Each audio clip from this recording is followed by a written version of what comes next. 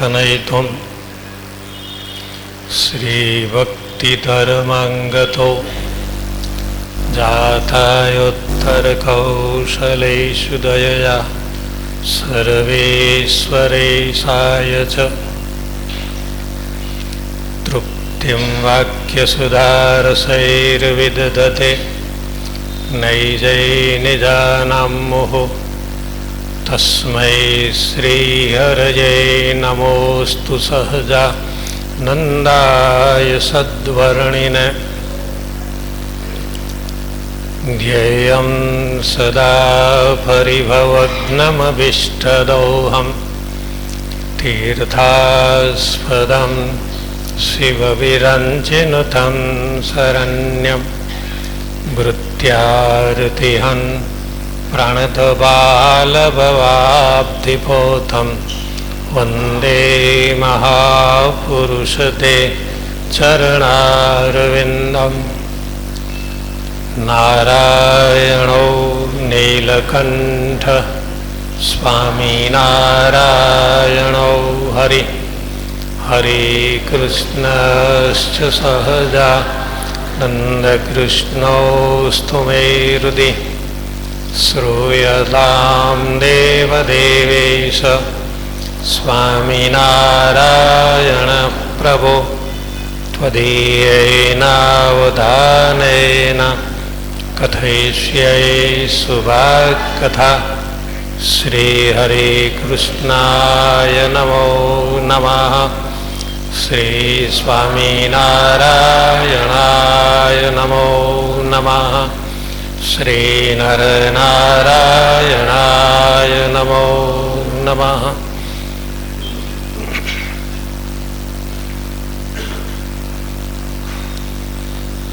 सुखदेव जी महाराज परीक्षित राजा ने श्री कृष्ण प्रभुना दिव्य चरित्रों की कथा संभळावे छे। कन्हैया ने लीला सांभळीने मैया ने मूंझवण थई छे अने महात्मा नारदजीए आवीने ए मूंझवणनो उकेल बताव्यो छे।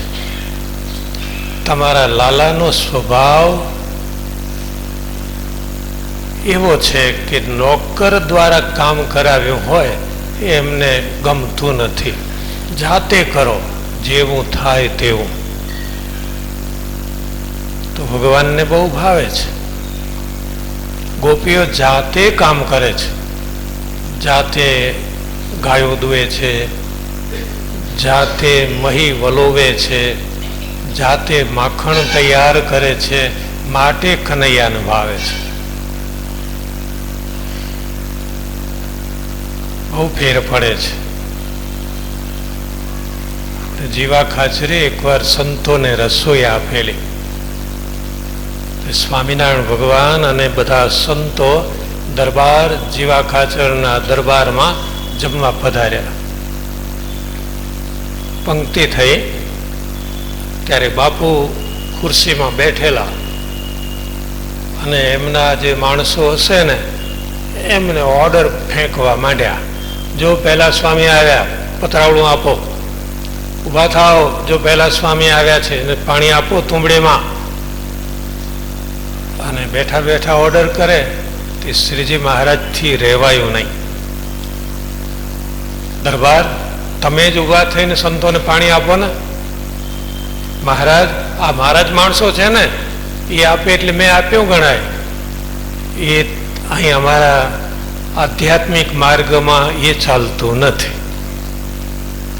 એ તમારા માણસો કોણ અને તમે કોણ એ આગવી વસ્તુ છે। એ તો જે કરે ને એ પામે।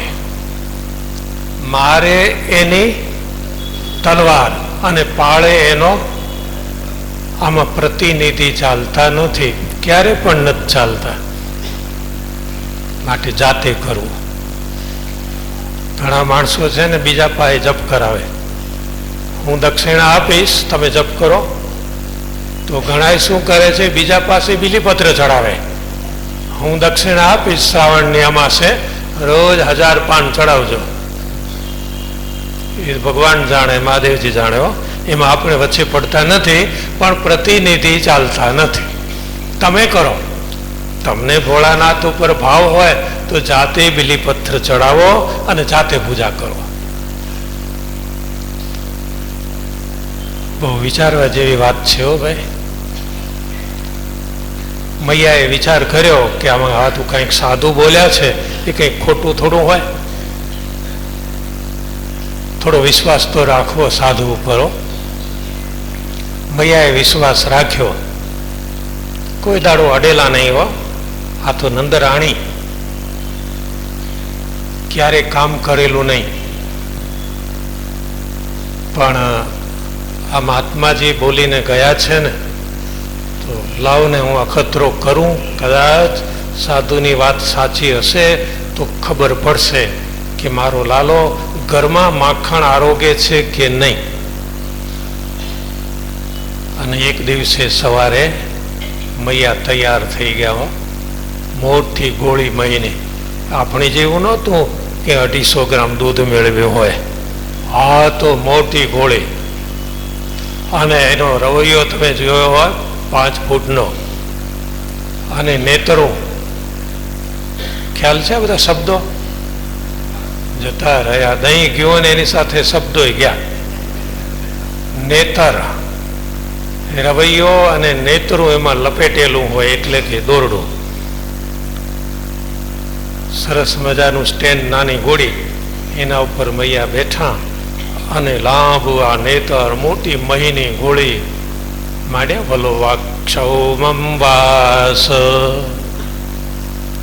પ્રથુ કટિ તટે બિભ્રતિ સૂત્રનદ્ધમ રજપુત્ર સ્નેહ સ્નુતકુચયુગમ જાત સંભમ ચ વિભ્રો રજ્વાકર્ષ શ્રમભુજ ચલત કંકણૌ કુંડલે ચ ખિન્નમ વક્રમ કબરી વિગલન માલતી નિર્મમંથ. ઓહો, શ્રીમદ ભાગવતના 10મા સ્કંદમાં યશોદાજી માટે એક આગવો શ્લોક છે. એમાં ઘણું બધું કહી દીધું છે. બહુ કહેવાઈ ગયું છે. આપણા માટે ભેગું આવી ગયું, અંદર વણી લીધું છે. ક્ષૌમમ વાસ. આ મૈયા કંઈ ગરીબ ઘરના નહોતા. હો, મોંઘા ભાવનું શરીરે વસ્ત્ર ધારણ કરેલું હતું. ક્ષૌમમ, સોનાના તાર વીંટેલી પાતળી પાતળી સાડી પહેરેલી હતી. હો, પણ ધડાકો થાય એવો શબ્દ સુખદેવજીએ પછી કહ્યો. ક્ષૌમમ વાસ, એનો તો વાંધો નહીં, ભલે કદાચ મોંઘા ભાવના વસ્ત્રો પહેર્યા હોય તો પહેરવા, તાકાત હોય તો પહેરવા, માગીને નહીં, દેવું કરીને ન પહેરવા. હો, ઘરમાં કમાણી હોય તો શા માટે ન પહેરવું, પહેરો, એનો વાંધો નહીં. પણ વેડફવું નહીં. પણ મૈયા માટે જે વાત છે ને, ક્ષૌમમ વાસ, એટલું તો બહુ સારી વાત છે. પણ પ્રથુ કટી તટે, મૈયાની કેળ બહુ જાડી હતી. હો, ખૂબ જાડી કેળવાળા હતા. કેવું કહી દીધું? મૈયા પાતળા નહોતા. હો, સિંગલ બોડી નહોતા. પ્રથુ કટી તટે, મોટી પોળી કેળ હતી, જાડું મોટું પેટ હતું. કારણ ઘરમાં નોકરો હતા એટલે ચરબી બળે ક્યાંથી? બધું જ કામ નોકર કરે. મૈયા તો બેઠા જ રહે. આપણે અત્યારની તો વાત ક્યાં કરવી, કોઈને લાગુ પડી જાય તો મને ગાળો દે, એટલે અત્યારે કાંઈ કહેવું નથી. હો, પાણી લાવજે, પેલું વાળી નાખ, પેલું આમ કર, જો સાહેબ આયા છે ચા મૂક. એની ચરબી જરાય ન બળે. એ પ્રથુ કટી તટે, એની કેળ મોટી ને મોટી થતી જાય. મોટી કેળ થાય એ જોઈને કોણ રાજી થાય ખબર છે? કોણ રાજી થાય વિચાર્યું? ડોક્ટરો રાજી થાય. હા, અમારે કાયમી ગરાગી થશે. હો, હવે મોટી જાડી કેળ થાય એટલે ડોક્ટર રાજી થાય. કે અમારે ઉંમરે આવ્યા સિવાય ચાલશે જ નહીં. મૈયા વલોણું કરવા માંડ્યા. આજે તો પ્રેમ ભાવથી મારો લાલો આજે મારું બનાવેલું માખણ જમે આવો ભાવ છે. વલોણું ચાલુ કર્યું પણ જાત કંપમ શ્રમ પડવા માંડ્યો. એટલો શ્રમ પડ્યો, પરસેવો વળી ગયો. સવારના પોરમાં પરસેવો. આ બધું જાણતા હતા. કોણ? કનૈયો. એ તો પોઢ્યા હતા, પણ પોઢ્યા બધું જાણે છે. આપણી ભાવના છે, આપણે ભગવાનને પોઢાડીએ છીએ. પડદો નાખીને પોઢાડી દઈએ છીએ. શિયાળામાં ગોદડી ઓઢાડી દઈએ છીએ. ઉનાળામાં પંખા ચાલુ કરીએ છીએ. ઘણા પૂછવા આવે છે આ સિંહાસનમાં શું મૂક્યું છે? આ બે છે એટલે કંઈક નહીં, ગોળ ચક્કર દેખાય છે. ઉનાળામાં પંખા ચાલુ થાય છે. આપણો ભાવ છે એટલે. બાકી ઠાકોરજી કોઈ દાડો પોઢતા નથી. ભક્તની ભાવનાથી ભગવાન પલંગનો ઉપયોગ કરે, પથારીનો ઉપયોગ કરે, ગોદડીનો ઉપયોગ કરે, પણ એ તો સદાય જાગે છે. તમે વિચાર કર્યો છે? ભારતમાં અને ભારતની બહાર હજારો નહીં લાખો મંદિરો છે. ત્યાં ભગવાન રામની મૂર્તિ જુઓ કે શ્રી કૃષ્ણ ભગવાનની મૂર્તિ જુઓ, સ્વામિનારાયણ ભગવાનની મૂર્તિ જુઓ, ગમે તે ભગવાનના અવતાર સ્વરૂપો જુઓ, બધા ઊભા જ કેમ? બધા જ ઠાકોરજીના સ્વરૂપો ઊભા છે. ભક્ત રક્ષા માટે ભગવાન સદાય ઊભા છે, ફોટતા નથી. ઓઢ્યા હોય છતાં તનકી જાણે, મનકી જાણે, જાણે ચિત્તકી ચોરી, બધું જ જાણે છે કે મારા માટે મારી મૈયા આજે હવારના પોરમાં કેટલી મહેનત કરે છે. લાવો ચાલો જાઉં, પહોંચી જાઉં, મૈયાનો ભાવ પૂરો કરી દઉં.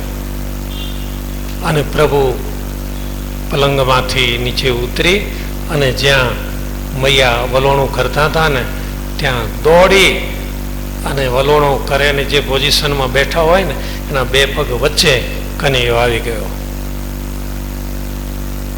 અને ભગવાને એકદમ ઉતાવળા થઈ અને ગોળીમાં હાથ નાખ્યો. મૈયા કહે છે હજુ તો વાર છે, વાર.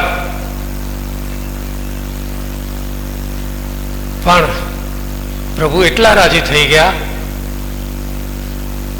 ભક્તનો ભાવ સાચો હોય તો ભગવાનને કાચું પાકું કંઈ નડતું નથી.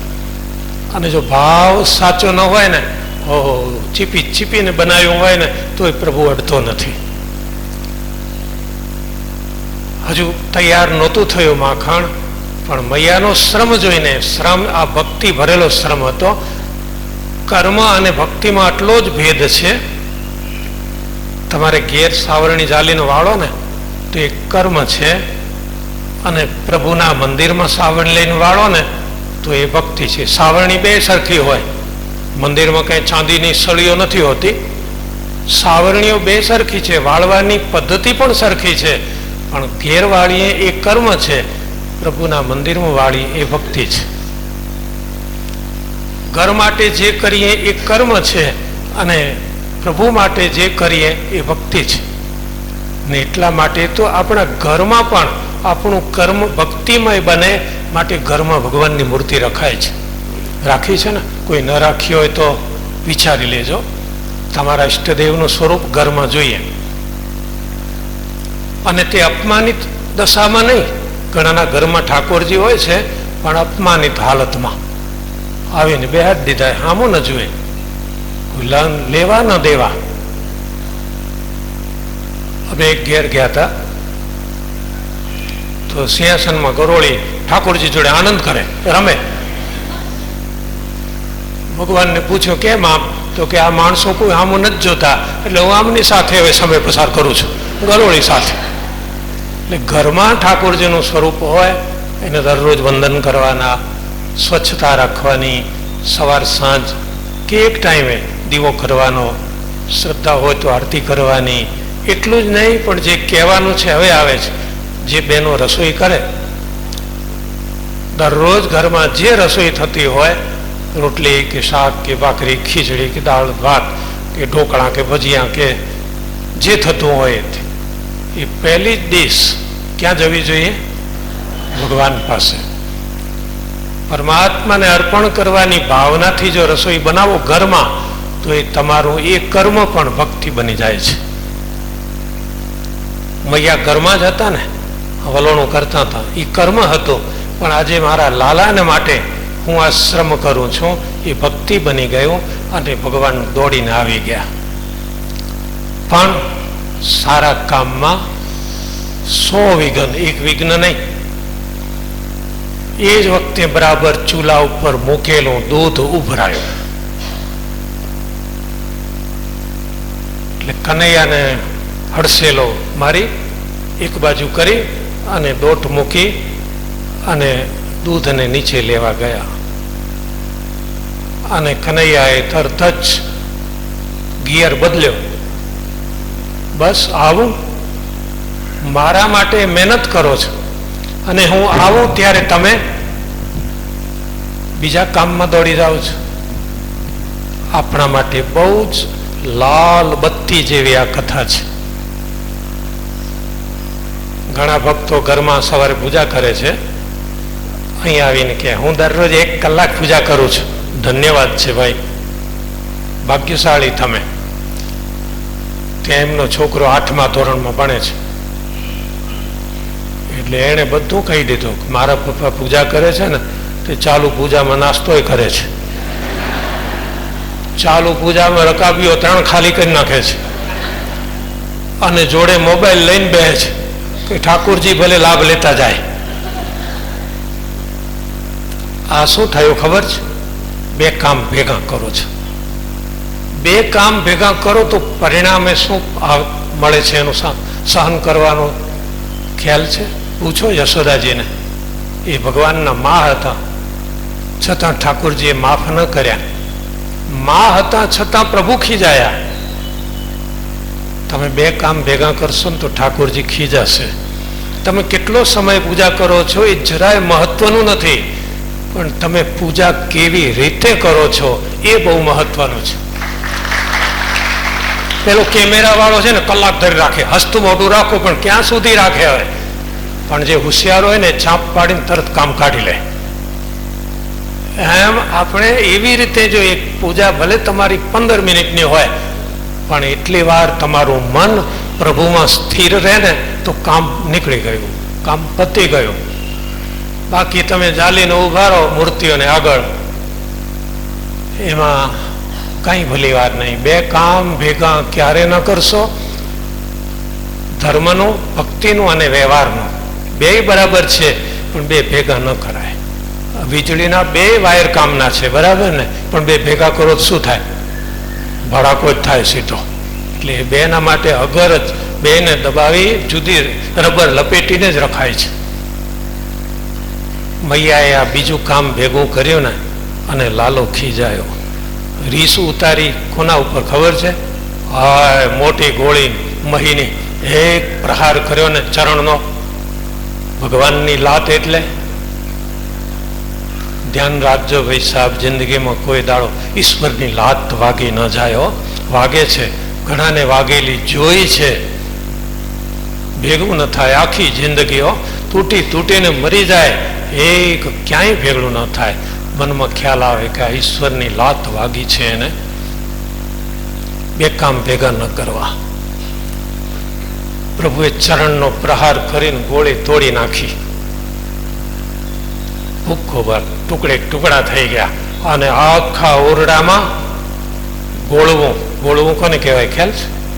ગોળવું પથરાઈ ગયું, ભાંગેલું દહીં. હવે જોજો, આમાં ને આમાં નવા ફણગા ફૂટે છે આ કથામાં. યશોદાજી કોણ હતા? અંતે તો મા હતા ને. એ મા હતા. માનું કર્તવ્ય શું? એકલો બાળકને પંપાળ્યા જ કરવાનો ખોળામાં બેહારીને? ના ના ના, એ ભૂલતાય છે. માને 2 આંખો હોય છે. માને 2 આંખો હોય, એક આંખ સ્નેહની બાળક પ્રત્યે અને બીજી આંખ સાવધાની. બે આંખ જોઈએ માને, એક સ્નેહ અને બીજી સાવધાની. સ્નેહ એટલે બાળક પ્રત્યે વાલ, ખવડાવો, રમાડો, પહેરાવો, જમાડો. અને સાવધાની એટલે તમારું છોકરું શું કરે છે, ક્યાં જાય છે, એના ભાઈબંધો કોણ છે એ જોવું પડે. માએ જોવું જ પડે. તમારું સંતાન કઈ કંપનીમાં નોકરી કરે છે એ મહત્વનું નથી, પણ કોની કંપનીમાં ફરે છે એ બહુ જોતા રહેવું પડે છે. કોઈ દાડો માએ આંખે પાટા ન બંધાય. ઘણી માતાઓ આંખે પાટા બાંધી રાખે. જે મા આંખે પાટા બાંધે એના છોકરા કેવા થાય? પૂછ્યા ધૃતરાષ્ટ્રના ઘરવાળાને. કોને? શું નામ એનું? ગાંધારી, અફઘાનિસ્તાનના હતા. એનું પિયર અફઘાનિસ્તાનમાં, અને ત્યાં પરણીને હસ્તિનાપુર ગયા અને આંખે પાટા બાંધ્યા. દેખતા હતા, ભગવાને આંખો આપી હતી, અને છતાં આંખે પાટા બાંધ્યા તો એના દીકરા કેવા થયા? બોલો કેવા થયા? વિચારો. જગમાં આખું જાહેર છે. અને એવાથી વધુ દુઃખ આવી પડ્યું કુંતાજીને, છતાં એને આંખે પાટા ન બાંધ્યા તો એના 5 દીકરા કેવા થયા? તો માતાનું કર્તવ્ય છે કે એક આંખે સ્નેહ બાળક ઉપર અને બીજી આંખે સાવધાની. કે આ છોકરું ક્યાં રખડે છે, કોની ભાઈબંધાઈ છે, કેવી ચાલ ચલગત વાળું થયો, એ ચેતવું જ પડે. અત્યારે એ વખતે તો ચેતવાની વાત કદાચ ઓછી હશે, પણ અત્યારે તો બહુ ખતરનાક વાતાવરણ છે. જ્યાં જુઓ ત્યાં આગ લાગી છે બારો. એટલે નાના છોકરાને, તમારા સંતાનને સાચવવા હોય, અરે તમારા રાખવા હોય, બાળકને મા બાપના બની રહે એટલું ઈચ્છતા હો તો સાવધાની એક આંખથી રાખવી જ પડે છે. મા એ મા છે. માતા એ પ્રથમો ગુરુ, મા તો પહેલો ગુરુ છે. એટલે અત્યારે માના રોલમાં આવી ગયા મૈયા. ઓહો, આટલું બધું નુકસાન કર્યું. ઉભો રે, હવે આજ તારી વાત છે. ઘરો ઘરથી તારી ફરિયાદ આવે છે. ચારે બાજુ ગોપીઓ તારી ફરિયાદ કરે છે. હું માનતી નહોતી, પણ આજે તે તારો સ્વભાવ અહીં ઝળકાયો. હવે મને ખબર પડી કે તું શિક્ષાને લાયક છે. લાકડી ઉપાડી મૈયાએ. જોજો હો, આને સાવધાની કહેવાય. દોરડું ઉપાડ્યું. કનૈયાએ વિચાર કર્યો કે હવે શું કરવું? એ તો માતાના રોલમાં આવ્યા, પણ હું જો અત્યારે પ્રભુના રોલમાં આવીશ તો ગડબડ થશે. મારે દીકરા બનવું જ જોઈએ. હવે મારે દીકરા બનવું જ પડશે. ભગવાન દોડ્યા ખરા. દોડીને ઘરથી બહાર નીકળી ગયા. ચોકમાં દોડે. મોટો ચોગાન હતો. આપણી જેમ કઈ 90 મીટરનો પ્લોટ નહોતો. મોટો ચોક હતો મૈયાનો. બધા રાસ રમે, આખા ગામની બહેનો આવીને રાસ રમે, એવડો મોટો ચોક હતો. ચોકમાં કનૈયો દોડા દોડ કરે, બહાર ન જાય. ચોકમાં જ ક્યાંક દોડાદોડ કરવાનું મન થાય ને તો એ મા બાપ કે ગુરુની રેન્જથી બહાર ન જતા, નજીકમાં રહેજો. આટલું તો શીખજો. મૈયા દોડે, કનૈયો પકડાય નહીં. મૈયાને શ્વાસ ચડી ગયો. કારણ શું ખબર છે ને? પાતળો માણસ દોડી શકે, કાંઈ ના થાય, પણ જાડા માણસ દોડે તો કેવી દશા થાય. કનૈયાથી આ જોયો ન ગયો. ચાલ ને હવે દીકરો જ બની જાઉં. પુત્ર એને કહેવાય કે માના કમાન્ડમાંથી બહાર ન જાય. નીચું જોઈને ઊભા રહ્યા. કનૈયો નીચું જોઈને ઊભા રહ્યા.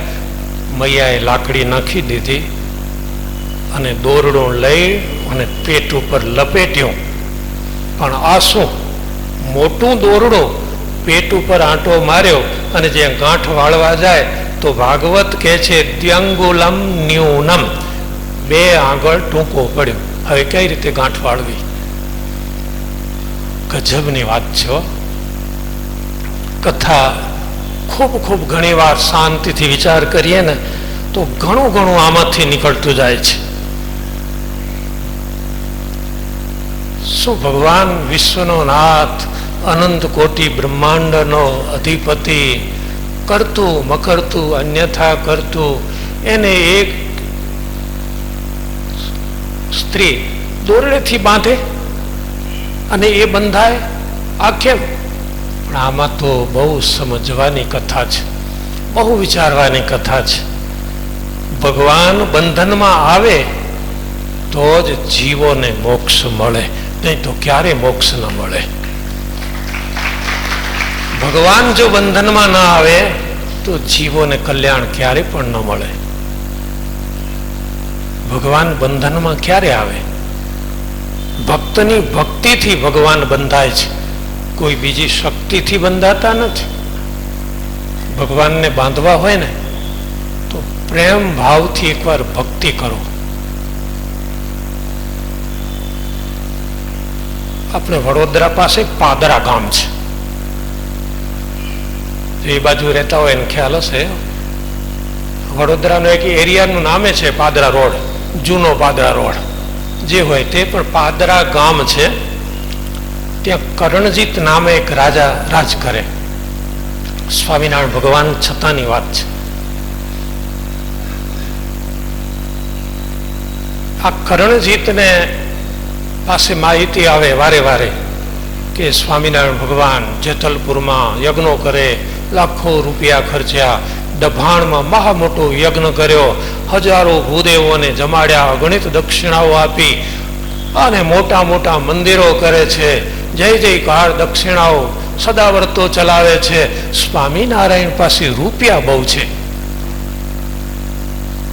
આવી છાપ કરણજીતને મનમાં પડી. જો સ્વામિનારાયણ મળે ને મને તો રૂપિયા લઈ લો. અને એક દિવસે કોઈએ વાત કરી કે સ્વામિનારાયણ ભગવાન ને એમના 50 સાધુ તમારા ગામની ભાગોળેથી પસાર થાય છે. અને કર્ણજીત દોડ્યો ઘોડે ચડીને, તબડક તબડક કરતો નાઠો. શ્રીજી મહારાજ પાસે આવ્યો, પગે લાગ્યો રીતસર. નમન નમન में ફેર હૈ બહોત, નમત નાદાન. લુચ્ચા હોય ને વધારે નમે છે. કોઈનો શિકાર કરવો હોય ને ત્યારે તરાપ મારવી હોય ને ત્યારે વાઘ પેલો નીચો નમે અને પછી છલાંગ મારે. મહારાજ દયા કરો, શું છે બોલો? હું આ દરબાર છું, આ ગામનો રાજા છું, તમે મારા રાજમહેલમાં પધારો. શ્રીજી મહારાજે મુક્તાનંદ સ્વામીને સામે જોયું. સ્વામીજી શું કરશો? સ્વામી કહે છે, મહારાજ ક્યાંય આને સાંભળ્યો નથી કોઈ આપણા ભક્તના લિસ્ટમાં, ક્યાંય કાચા લિસ્ટમાં એ નામ નથી આવ્યું. ભક્તનું લિસ્ટ બે જાતનું હોય છે, કેટલાક કાચા અને કેટલાક સાચા. કાચા અને સાચાનો બહુ તફાવત છે, એનો અત્યારે વ્યાખ્યા નહીં કરીએ, ઘણો ફેર છે. લશ્કરમાં લડાઈ થવાની હોય ને, યુદ્ધમાં, ત્યારે આગળ રહે ને એ સાચા, ધીમે ધીમે પાછળ ખસતા જાય, ગોળીબાર થાય તો આગળ હરોળ જાય, એ કાચા. શ્રીજી મહારાજ કહે છે, સ્વામી આમ જોખમ તો છે, પણ જુઓ ને હવે આપણે એક દાખલો પૂરો પાડશું. હા દરબાર ચાલો. અને મહારાજ ને 50 સંતો આ કર્ણજીતના રાજમહેલમાં આવ્યા, અંદર બેસાડ્યા. શ્રીજી મહારાજ કે ચાલો સીધું તૈયાર કરો, અમારા 50 સંતો ભૂખ્યા છે. અને ગભરાયો. હશે મહારાજ, આજે 91 રાખો ને શ્રાવણ મહિનો સમજીને. બધાને રાખ્યા અંદર. પોતે ખસી ગયો અને એના જે ચોકીદાર હોય ને એને કહી દીધું, જોજે હો કોઈ બહાર ન જાય. અને પછી આવ્યો ધીમેથી, મહારાજ હું તો નાનો રાજા છું અને મારે રૂપિયાની જરૂર છે, મને 1 લાખ રૂપિયા આપો તો તમને હું જવા દઈશ, નહીં તો નહીં જવા દઉં કોઈને. તમે બધા 50 સાધુ ને તમે મારી કેદમાં છો.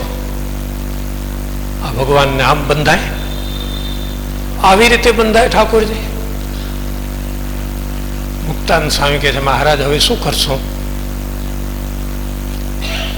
એટલે મહારાજ કે તમે બધા સંતો ધૂન કરો અને કીર્તનો બોલો, આપણી પાસે વાજિંત્ર છે ને, વગાડો જોર જોરથી. એટલે પેલો વળી પાછો કરણજીત આવ્યો. કેમ આ બધું તોફાન? અમારે તો નિયમ છે આખી રાત ભજન ચાલવાનું. તો એવું હોય તો અમારે સાધુને જવા દો. અમારા રૂપિયા સાધુ પાસે તો નથી, તમારે અમારી પાસે લેવાના છે ને. હા. એટલે વળી પાછો બહાર દરવાણીને કહી આવ્યો ચોકીદારને, આ ભગવા લુગડાવાળા છે ને એને જવા દે. આ ભગવા લુગડાવાળાને જવા દે, ધોળા લુગડાવાળાને જવા ન દેતો. સ્વામિનારાયણે ધોળા લુગડા પહેરેલા છે, એને જવા ન દેતો. સાવધાની રાખજે, ભગવાન લુગડાવાળા ભલે જાય. આ બાવા હેરાન કરે છે. અને સ્વામિનારાયણ ભગવાન મુક્તાનંદ સ્વામીને કે, સ્વામીજી આજ તમે અમારા ગુરુ થાઓ, તમે અમારા ગુરુ થાઓ. અને સાધુ પાસે થેલીમાં કાયમ માટે ધોતીઓનું ખીસ્યું વધારાનું હોય છે જ. ખીસ્યું એટલે ઉપરનો, ધોતી એટલે નીચેનો. આ બે અમારી પાસે વધારે જ હોય છે કાયમ. અમે ગમે ત્યાં બહાર નીકળીએ ને ત્યારે એક ધોતી ને એક ખીસી વધુ રાખીએ છીએ. કોઈ કદાચ ભાગશાળી મળી જાય કે અત્યારે ને અત્યારે તો